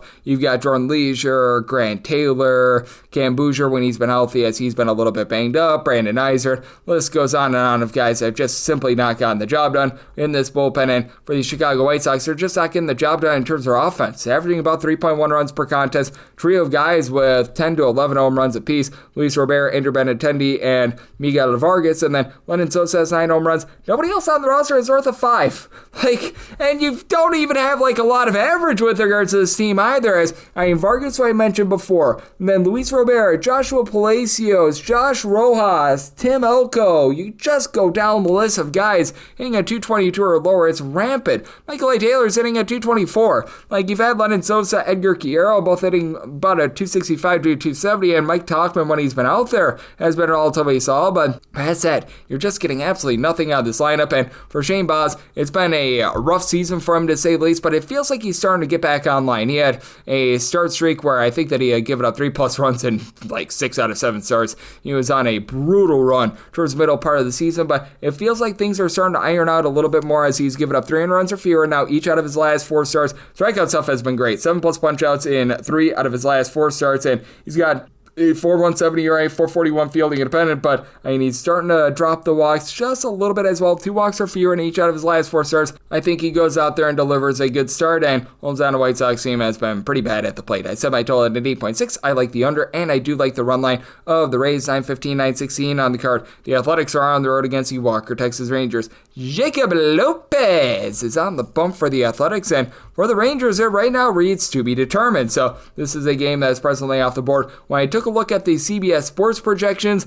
they were lining it up as if it was going to be one Mr. Jacob deGrom going for them. Right now on ESPN, they are lining up Jack Leiter, and that is going to be a big difference, because if you do get Jacob deGrom, I'm willing to go with the Rangers run line. I'd be setting them at north of -$2 favorites. If it's Jack Leiter, we are looking at a big giant different story. As with Jack Leiter, I made him a -127 favorite, so right now seeing a +130, I would be willing to take the Athletics on the money line. I think that more likely than not, with seeing the price out right now, it most likely is going to be Jack Leiter. Again, if we get Jacob deGrom, I'm setting him as a $2 favorite, but Jacob Lopez, we know that we're getting him, and Jacob Lopez has been really good this year for the Athletics, as he's getting north of 11 strikeouts per 9 innings. One of the few guys has actually been able to pitch in Sacramento, by the way. 4.20 ERA. Now, he is giving up 1.5 home runs and 3.4 walks per 9 innings, so about a 4.28 fielding independent, but 300 runs or fewer allowed in 4 of his last 5 starts. He is backed up by a bullpen that is all sorts of suspect, and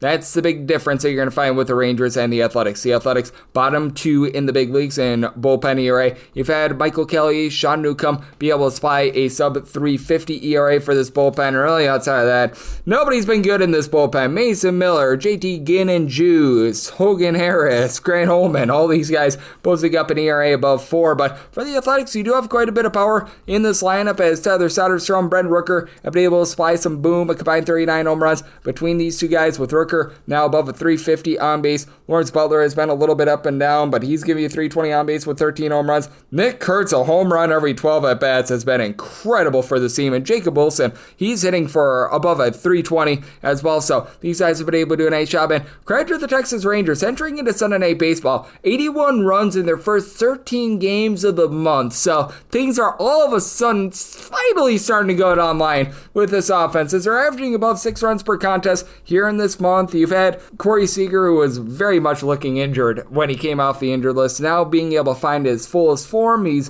back up above a 420 on base over the last 3 days, hitting home runs. Wyatt Langford has been able to give you 15 home runs, as just have a whole bunch of guys overall for the season hitting about a 228 to a 237. Jake Berger, Marcus Semien, Adolis Garcia, Wyatt Langford, Josh Young, but all these guys have really been able to step it up here in the month of July, so it feels like that corner is finally starting to be turned there. And then again, for the Texas Rangers, this has been a very reliable and steady bullpen since June 1st. Number 1 in terms of bullpen ERA, Hobie Milner, Chris Martin, throw in there Robert Garcia. These guys all a 3 ERA or better. Jacob Latz has been a reliable long guy that they had to throw out there for a start yesterday, but even Sean Armstrong is able to give you a little bit of length as well. But I just have so many question marks with Mr. Leiter, as he's posting up a 4.37 ERA, but 7.7 strikeouts per 9 innings, 4 walks per 9 innings, only about 1.1 home runs per 9. So, he hasn't necessarily given up the deep ball too much, but for Jack Leiter, certainly has had his struggles thus far this season. At home, the ERA really doesn't go down too much either, and at home, he has been giving up above 1.3 home runs per 9 innings. So, an interesting spot here. I did set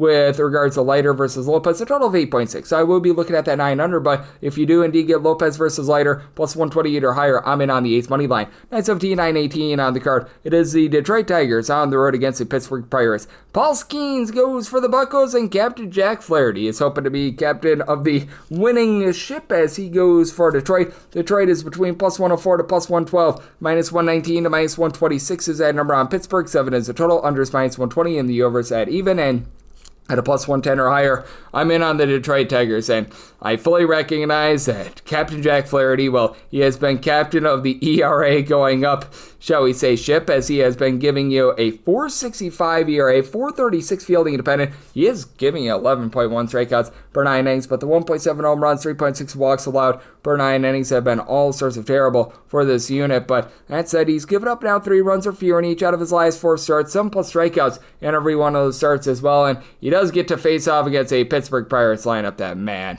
it has been all sorts of brutal for them. 30th out of 30 teams in terms of runs per game. Whole heck of a lot better at home rather than away from home. Away from home, the Pirates are averaging fewer than 2.9 runs per game, more like 3.9 runs per game at home, but this is just a powerless team right now. For the Pittsburgh Pirates, you've got 3 guys on the roster that have more than 4 home runs this season. Andrew McCutchen, Oneil Cruz, Brian Reynolds. And for McCutchen, 334 on base has been solid, but for Brian Reynolds, he's hitting about a 230. And then Oneil Cruz is a part of a big giant list of guys that are hitting at 220 or lower. He, Alexander Canario, Henry Davis, Jared Trollo. You just have a lot of guys that are not moving the line, getting on base for this team. Tommy Pham has been a little bit better, but he's still been having a rough season. Nick Gonzalez, along with Isaiah Kiner-Falefa, are both hitting about a 275, but again, powerless guys. For the Pirates, it's been a pretty average bullpen overall for the season. It's been better as the season has went along. You've got the likes of Braxton Ashcraft, Isaac Madsen, Dennis Santana give you a sub-3 ERA.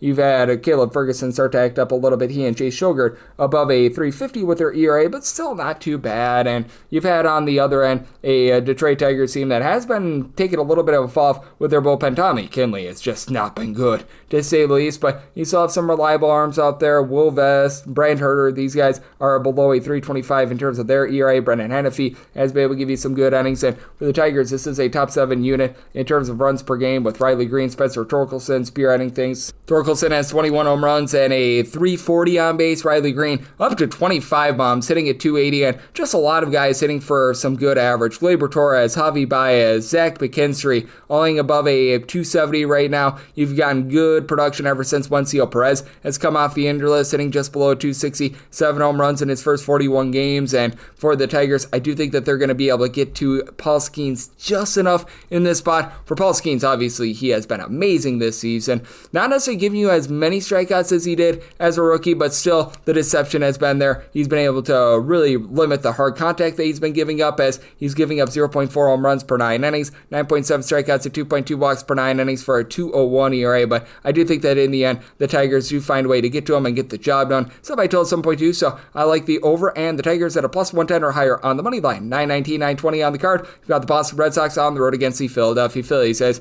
it is one Mr. Zach Whelan and Dylan Wheeler going for the Phils, and Walker Buehler goes for Boston. Boston is a underdog between plus 168 to a plus 180. Meanwhile, minus $2 to minus 210. That number on Philadelphia, 8.5 is the total. Under is minus 115, and the over is minus 105. And I will be in on that under. I semi-total at an 8.2. Zach Wheeler has just been absolutely remarkable. And if you're looking to lay a run half right now with the Philadelphia Phillies, by the way, you're going to be finding that run line price at a minus 106. I was willing to go up to a minus 108. So I'm going to be looking at the Phillies on the run line with Wheeler. He is right now the odds-on favorite to win the National League Cy Young, along with Paul Skeens. They're pretty much neck and neck in this market. And with Mr. Wheeler, I would give the award to him right now. 11.4 strikeouts to 1.9 walks per 9 innings, 236 ERA, 269 fielding independent. He did have a little bit of a rough start going into the All-Star break, but still he has given up 6 runs in his 6 starts since coming off the paternity list. He has been able to be rock solid in terms of getting the job done with 8+ strikeouts in 4 out of his last 5 starts, and he's backed up by a Philadelphia Phillies lineup that has been very good at home. They're averaging more than 5 runs per game when they are at home, but this is still a lineup that, other than Kyle Schwarber, you don't necessarily have a ton of power. Nobody outside of Kyle Schwarber has above 13 home runs this season. You do have Trey Turner down for who's been able to hit north of a 285. He's been swiping a lot of bags, so do like to see that, even though he's not supplying a lot of power. Alec Bowman's been able to hit about a 280 as well, and then Nick Castellanos, he's been able to give you above 10 home runs, hitting about a 270. Bryce Harper is up to about a 378 on base as well, but and you've had Bryson Stott have a little bit of a down year. Max Kepler, even with having some home runs, it's been a not so great season for him as well. Now the Phillies, they really do need a good start here out of Zach Wheeler, because this is a bullpen that has been ailing. Bottom 10 in the big leagues in terms of bullpen ERA. Did not get the start that they were looking for out of Ranger Suarez yesterday. And just take a look at this entire bullpen. Ryan Kerkering, pretty much a lone guy out there that is giving you an ERA that is below a 3. You've had Max Laser, Matt Strahm be able to step up, give you a sub 350 ERA, but then you've got a lot of guys like Joe Ross, along with Jordan Romano, just been awful. Carlos Hernandez was as well, and they had to DFA him, so been very much less than savory in terms of this bullpen. And then on the flip side, you've got yourself a Red Sox team that has been quite solid with their bullpen. They're now a top 8 team in terms of their bullpen ERA. You've had Aroldis Chapman be an ageless wonder for this team, as he is still giving you a sub 130 ERA with above 13 strikeouts per 9 innings, but more of the ancillary guys are stepping up. Greg Weiser, Brendan Bernardino, Garrett Woodlock, between a 320 to a 340 ERA. Justin Wilson has been solid in this bullpen, and for the Red Sox, they have really found their way in terms of their offense, as Wilder Abreu is wiling out, 20 home runs, 330 on base. You've got the likes of a Jarren Duran along Trevor Story starting to pick it up as well. Story's still below 300 on base, but he's now up to 15 home runs. Don Rafaela has been much better recently. Carlos Narvaez, Abraham Toro hitting between about a 267 to a 277, and whenever Rami Gonzalez has gotten at bats, good things have happened. He's hitting above a 300 as well, but they are facing very much an uphill battle against Zach Wheeler, and for Walker Buehler, he's just been awful this year. I wish I could put it any other way. 6.12 ERA. I thought that year number 2 coming off of major surgery that this was going to be the surge for him. He's giving up 2 home runs and 4 walks per 9 innings. I mean, this has just been absolutely deplorable work, giving up at least 3 runs at each out of his last 5 starts, and I do think that for Walker Buehler, things are going to get better for him, especially on the road where he's posting up an 8.66 ERA, and he's giving up well above 2 home runs per 9 innings, but I do think that in the end, the Philadelphia Phillies do a nice job getting to Buehler, and I think that Wheeler just continues to wheel and deal. I do like the Phillies on the run line, set that at a minus 108, and I'm in on the under. I did set my total at 8.2. 921, 922 on the card. The LA Angels are on the road against the New York Mets. Kodai Senga is on the bump for the Metropolitans, and it is Tyler Anderson going for the Angels. Angels are a underdog between plus 162 to a plus 171, and minus 190 to minus $2 is that number on the Metropolitans. 8.5 is the total. Under is minus 120. Over is even, and I set the Mets on the money line at a minus 192. And now, if you're looking at that initial FanDuel opener with regards to run line, that's currently a plus 114. I was willing to lay up to a minus 103, so I'm going to be in on that run line for Anderson. This guy was due in for regression for years. This guy has been getting so lucky, and now he's starting to finally get shelled like he should have years ago. 4.34 is his ERA right now, but the fielding independent is still even higher than that at a 4.89. 1.5 home runs and 3.5 walks per 9 innings as a non-strikeout pitcher. 7.3 punch-outs per 9 innings. He's given up 3+ runs in now 5 out of his last 8 starts, and for Tyler Anderson, the wheels are just really starting to fall off for him. And you take a look on the flip side, you've got a guy in Senga who I believe that he's doing for a little bit of regression as well. Kodai Senga is at a 139 ERA right now. He's getting quite a few less swings and misses than he did in his first 2 years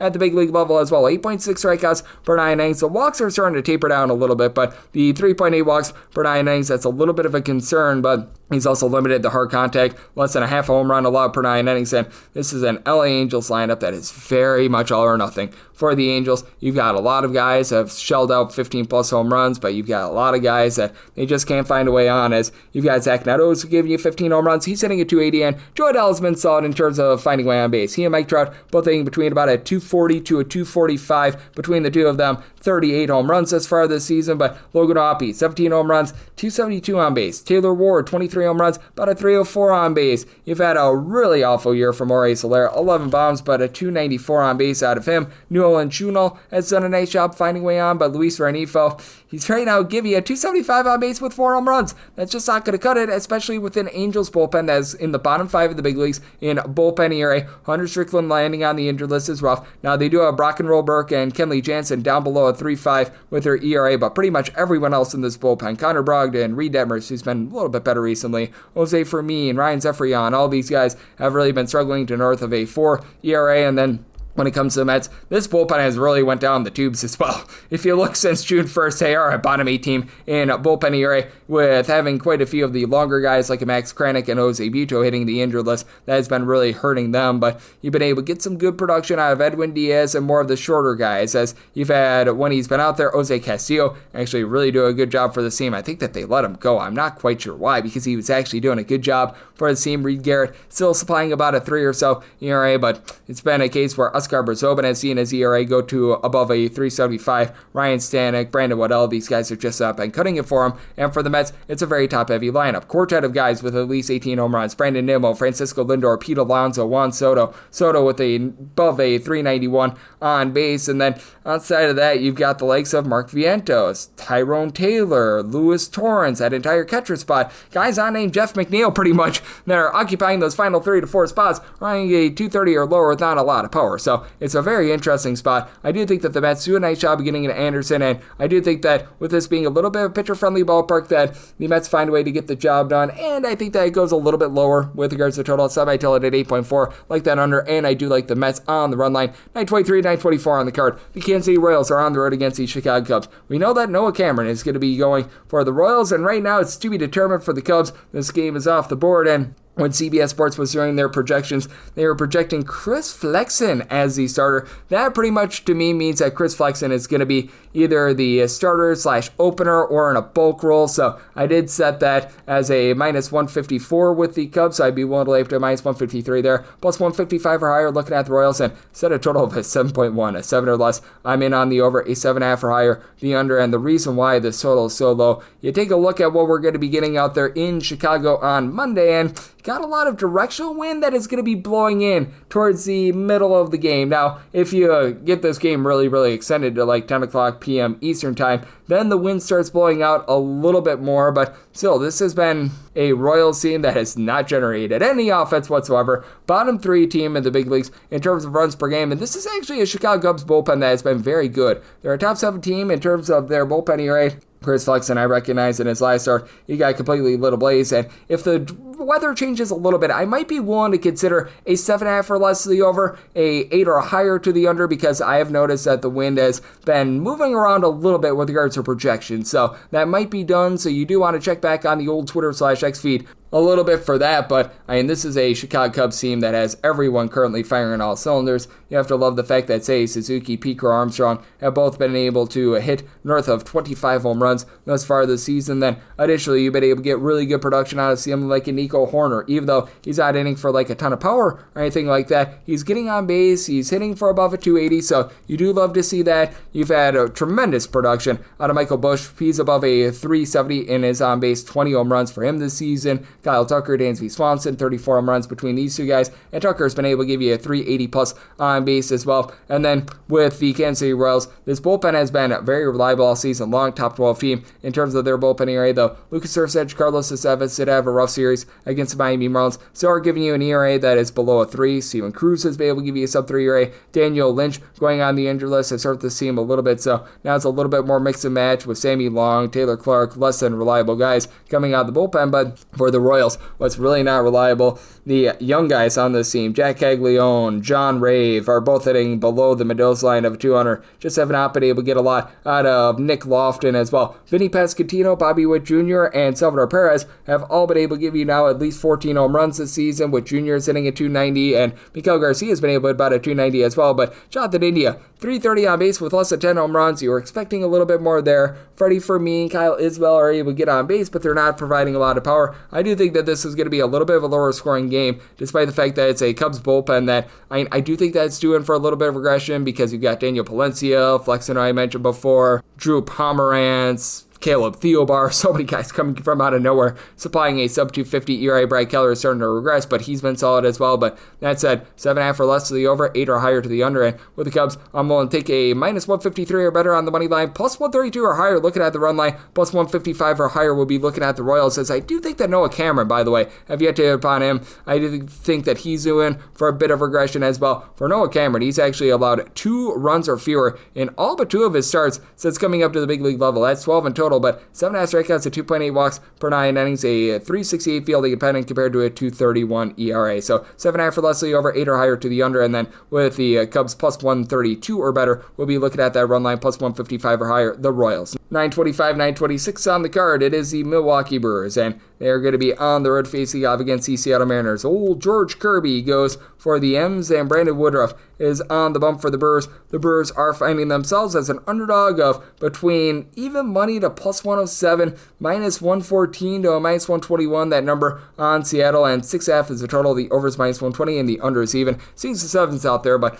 on the 7, you're going to be finding that under between minus 125 to a minus 130, the over between plus 105 to a plus 110. I did set my total at 7.2. I do like the over. Both of these guys in Woodruff, along with George Kirby, did land on the injured list towards the beginning part of the season, so that does make things a little bit more complicated with them. And for George Kirby, he's been able to come back and has looked rock solid recently. He's given up 2 runs or fewer in 5 out of his last 7 starts, and one of those I just completely throw out. He was playing out there in Chicago in Wrigley Field when it was like 1,000,000,000 degrees and the wind was blowing out, so that was a little bit of an issue, but still, I do think that with regards to George Kirby, his walks numbers have been up a little bit, which is insane because I'm saying that he's giving up about 2 walks per 9 innings, and for Brandon Woodruff, 18 strikeouts in his first 10 and a third innings across 2 starts. These are the first 2 starts that he's made since the middle of the 2023 season. Do think that there's a little bit of fear of regression there, and somehow, someway, this Brewers team just continues to supply offense away from home. They're averaging 5.4 runs per game away from home. That leads the National League. This despite the fact that they're in the bottom 10 in the league in home runs on a per at-bat basis. You've had Jackson Chourio and Christian Yelich both be able to slug out 14 plus home runs this season. Rhys Hoskins, double-figure amount of bombs. These are like the only guys on the roster that have been able to hit 10 plus home runs this season, as it's just a lot of guys that are providing you with a on-base percentage between about a 340 to a 360. Isaac Collins has actually been a little bit higher than that, but likes of William Contreras, Hoskins, Caleb Durbin, Christian Yelich, all these guys are just finding a way to move the line and get on base. For Jackson Chourio, he doesn't really give you a lot of on base, but Andrew Vaughn, who was miserable with the White Sox, has stepped up, and he's been able to give you some production as well. And this is a Brewers bullpen that has not necessarily been the best this far this season. For the Brewers, they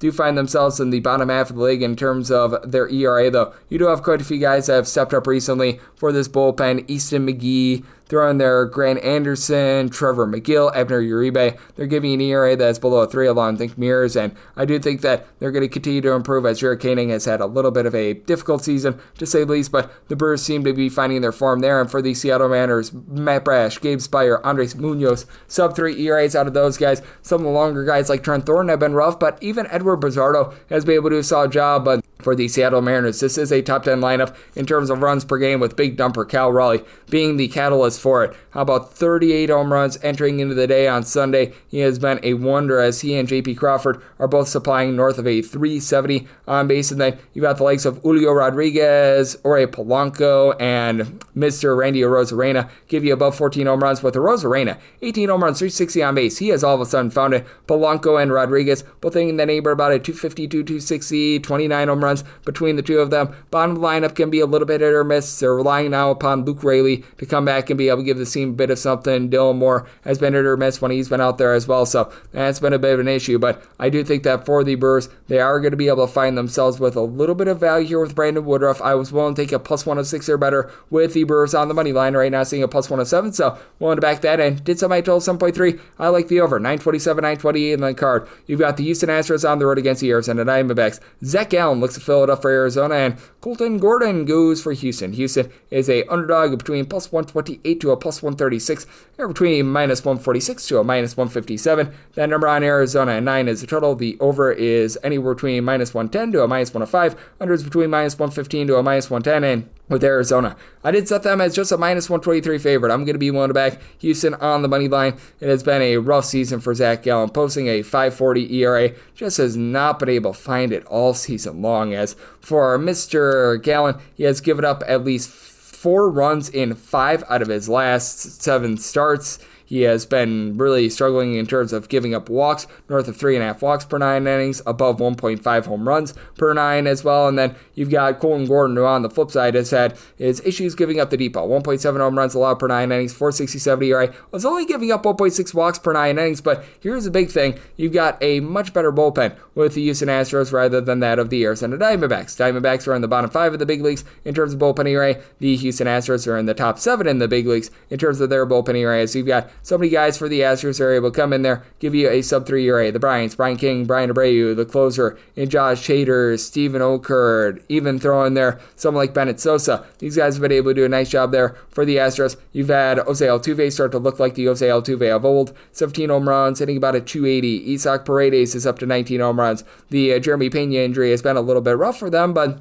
now you've got Victor Caratini hitting for 10 home runs. He's starting to move the line a little bit more. You need a bit more, shall we say, reliable on-base out of Yunier Diaz along Christian Walker. Both of these men are below a 295 in terms of their on-base, but both of these guys 12-plus home runs as well. And for the Arizona Diamondbacks, this is a top 10 unit in terms of runs per game. As a matter of fact, a top 5 unit in terms of runs per game with Eugenio Suarez just absolutely ripping the cover off the ball. 35 home runs this far this season. Like, my goodness, this guy is on a tear. And then you've had Corbin Carroll cool off a little bit since his injury, but still hitting about a 250 with 21 home runs. Got plenty of guys that find a way on. Josh Naylor, Geraldo Perdomo, Pavin Smith, all these a 360 on base. Smith has been a little bit banged up, but Ketel Marte of the Marte Parte, home run every about 13 or so at bats, north of a 390 on base as well. So I do think that the Diamondbacks are going to be able to pound out some runs. I did set my total 9.1. I'm going to be in on this total over, but with the Astros being able to get a plus 130 like I'm seeing, I'm going to back them on the money line. 929, 930 is how we wrap it up. The Minnesota Twins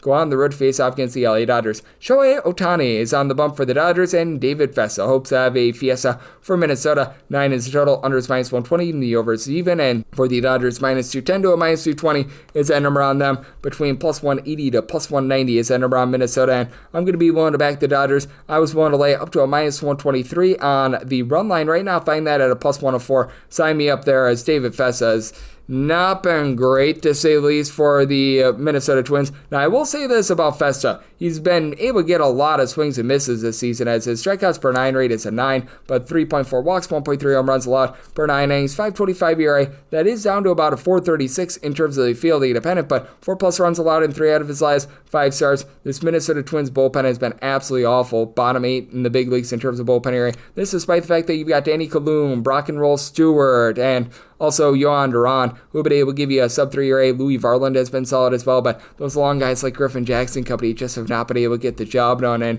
when it comes to Shohei Ohtani, you cannot expect a lot of length here. He's won 3 innings or fewer in every one of his starts. He might be able to give you 4. He might, but you're going to be relying upon a Dodgers bullpen that is currently in the bottom 8 in terms of ERA this season. Jack Dreyer has been solid. He's been supplying a sub-350 ERA, but Michael Kopech going back on the injured list, that's a little bit less than savory. They needed to use Alex Vesia for 29 pitches yesterday. He's got a sub-3 ERA, so that knocks him out of this one. Lou Trevino has been all over the place, but for the LA Dodgers, they're averaging about 5.9 runs per game at home. That leads all of baseball, and for Shohei Ohtani, 34 home runs at a 380 on base. Just absolutely amazing. Hai-Sung Kim has been above a 325. Freddie Freeman, double-figure amount of bombs. He's sitting above a 290, and then Will Smith getting jiggy with it with above a 400 on base. Teoscar Hernandez, Andy Paz, combined 31 home runs. Paz has slowed down with regards to power, but is still doing a good job getting on base. You do like to see that, and for the Minnesota Twins, it has been the Byron Buxton show this year. For Buxton, he's been able to give you about a 350 or so in terms of that on base. He's been able to supply 20+ home runs. Now, keep in mind, the Twins did have to play a series out there in Colorado, so they're coming down from elevation. That could be warping their numbers and just their vision a little bit. You've got the likes of Carlos Correa, Willie Castro, Harrison Bader, in between about a 253 to 270. Correa is just not really giving you a lot of power, but Bader's up to a double-figure amount of homers. Royce Lewis was able able to get going in the series as well, as he had 2 home runs yesterday. It's been a miserable season for him, mirrored by injuries, but with the Minnesota Twins, just really can't trust in this bullpen, and I do think that you get a higher scoring affair, set my total 9.1. I do like the over and the run line here of the LA Dodgers, and that'll wrap things up for the Monday edition of the Baseball Betting Show, now part of the VSiN Family Podcast. Big thanks to Justin Perri of Shot Quality Bets, along with Pitcher List, for joining me in the last segment. If you do like hearing from his fine podcast, Baseball Betting Show, you're able to subscribe wherever your podcast, Apple Podcasts, Google Play, Spotify, Stitcher, and TuneIn. If you have a question, comment, segment idea, what have you for this podcast, you have one of 2 ways to be able to throw those in. First one is my Twitter/X timeline at gunit_81. Keep in mind, letters EM, they mean does not matter, so per usual, please do send these into the timeline, and the other way is via an Apple Podcast review. If you rate this podcast 5 stars, it is very much appreciated. From there, you're able to fire on whatever you'd like to on this podcast via that 5-star review. Coming at you guys every single day throughout the baseball season. That means I'm back with you once again tomorrow. Thank you.